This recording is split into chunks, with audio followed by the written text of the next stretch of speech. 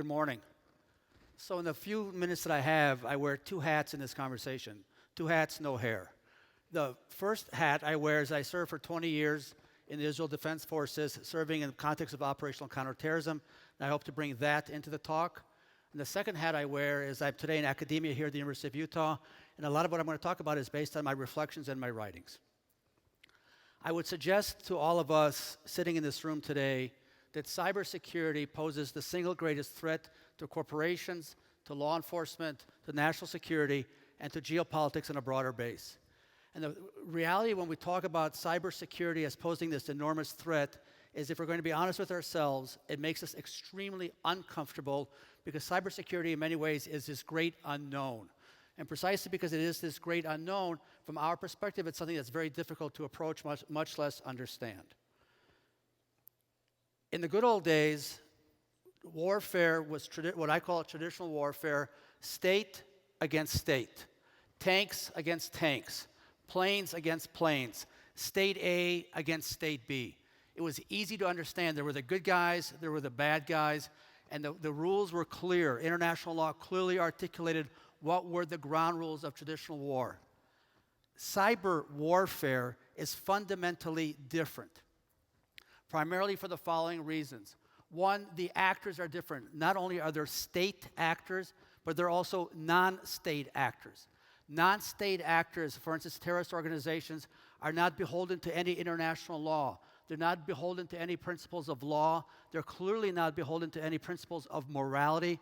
The only principles that they are beholden to are their own self-understanding of what is, from their perspective, legitimate at a particular moment and not legitimate at a particular moment. The difference between traditional war and this cyber warfare from the perspective, again, of governments, corporations, law enforcement, is absolutely and fundamentally different. One of the results of that fundamental difference is, at the moment, I would suggest, take a deep breath, we don't really have a cybersecurity policy, either tactically nor strategically, and so what we're really engaged in is catch can as you can. If I were to ask each and every one of you, what is cybersecurity, trust me, I would get 500 different definitions. So I suggest the following, that cybersecurity reflects, exactly as it says here, a deliberate and aggressive action intended to obtain or harm critical infrastructure. From your perspective as corporate leaders, whether you're dealing in businesses here only in Utah or globally, the idea that your infrastructure is vulnerable, you must understand that it's not vulnerable one time, two times, three times. It is vulnerable 24/7, and in many ways, regardless of the kind of sophisticated firewalls that you have established. Quick story. A number of years ago, I met with a senior vice president of one of America's great financial institutions. He describes himself as the smartest boy in the room. Okay. Always dangerous to kind of introduce yourself that way. His bank had been hacked by a very sophisticated cyber attacker who was able to transfer from the United States through various intermediaries to the Middle East $2 billion by having established 200 fictitious accounts, all because of a hack into a bank. So a bank that sees itself as the leader in the context of firewalls, if that major American bank, whose name will go unknown, is able to be hacked successfully, think about yourselves here, literally, if you will, in a baseball paradigm, we're somewhere between home plate and first base in terms of having a cybersecurity policy and understanding exactly what this means. But the critical term I hope that you understand here is the idea of infrastructure. So how do we go about protecting ourselves? First of all, we need to recognize that the threat exists.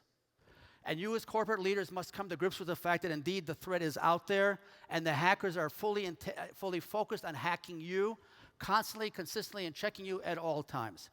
What does that require? It means that your ability to work with law enforcement, your ability to gather intelligence information, your ability to analyze that intelligence information is absolutely essential. And what it really does mean on a broader level is a fundamental rearticulation of what I call the protection model. Think about asset protection. In the good old days, you put 2 or 3 cops or 2 or 3 security people outside a building. That's irrelevant, because the kind of attack we're talking about today is not physically on an asset, it's on the intellectual property of an asset. And the way to protect that is to really engage in this very sophisticated firewalling that's very different from having a security guard standing outside the building. Geopolitics. So the idea of relations between states, and Senator Flake referred to earlier in terms of the Iran deal and so on, I just want to touch upon that for 30 seconds in one very specific way. I mentioned earlier that I served for 20 years in the IDF. True, not true, you all come to your own conclusion. A number of Iranian scientists met their early demise a few years ago. And they met their early demise because they answered their phone this way or they open up a door that way. What it shows in the context of cybersecurity is really important, and that is to what extent does the nation state protect itself with respect to cyber, with respect to nuclear. But in the context of cyber, what are the limits of self-defense, and what is it the nation state can do? One of the realities is, in trying to think about international law cybersecurity moving forward, ask yourselves whether or not nation states have a like-minded approach to cyber, whether or not they actually understand the threat posed by cyber. Ask yourselves whether or not Sony Corporation was prepared for the North Korea attack. Ask yourselves whether CENTCOM, the United States military, was prepared for the hacking of the hacking done on it, and whether or not the Pentagon was prepared for the hack of the Pentagon that happened a few months ago. The point is, in the context of geopolitics, the threat posed by cybersecurity, from my perspective, goes far beyond the threat posed by, going back to what I said earlier, traditional warfare. Corporations. I would suggest, regardless of the size of the corporation, large and small alike, all of you are under threat. And that means that from the corporate leader perspective, the CEO, my experience tells me that vice presidents for security in various American corporations understand the threat posed by cyber. But they're not the issue. The issue is whether or not the CEO is willing to recognize that cyber indeed poses this great threat, whether or not the CEO is willing to invest the kind of money necessary to protect the corporation, and whether or not the CEO is willing to work with other corporate leaders, whether or not the CEO is willing to cooperate with law enforcement in order to indeed defeat or at least minimize the threat posed. So I turn to all of you who are the CEOs. At the end of the day, what did Harry Truman say? The buck stops here. It's not at the vice president level. It's the CEO level is going to say to himself or herself, company, large or small, cyber poses the gravest danger to my company. How do we go about protecting ourselves? So, for instance, some of you may know that Starbucks has a model called the 12 Steps of Vulnerability, called the Bean to Cup. Preparing a cup of coffee, whoever you buy your coffee, if you buy a cup of coffee, there are 12 steps along the way. The 12 Steps of Vulnerability model suggests that to make your product, there are 12 steps from A to B to C to 12. Each and every one of those steps has a point of vulnerability in it. Each and one of those steps requires you to do what I call here this engaging in self-reflection in order to determine precisely where are you the most vulnerable. And if you look at the chart there, the PowerPoint, the red marker there references suggest where does the chain break? Where are you the most vulnerable? And have you taken the most appropriate measure in the context of the 12 steps of vulnerability to minimize that vulnerability? That idea of the broken chain is absolutely essential to effective cyber counter policy. In terms of proactiveness, if we're going to be honest with ourselves, most corporate leaders at the moment in terms of cyber are in a stage of reactive rather than proactive. That's the reality. We're going to have to change that because the cyber hackers, the cyber terrorists, the cyber attackers, they very much have the benefit of being the aggressors. They are more proactive and we are more reactive. That's going to require the following. One, in terms of prioritization for corporate leaders to determine amongst themselves that indeed cyber demands that they be honest and that cyber demands that they put serious money on the table to protect themselves. Two, it's going to require a very sophisticated protection model. Absolutely requires a far different understanding of threats and analysis and making an honest effort to mitigate harm in advance. What does all that mean?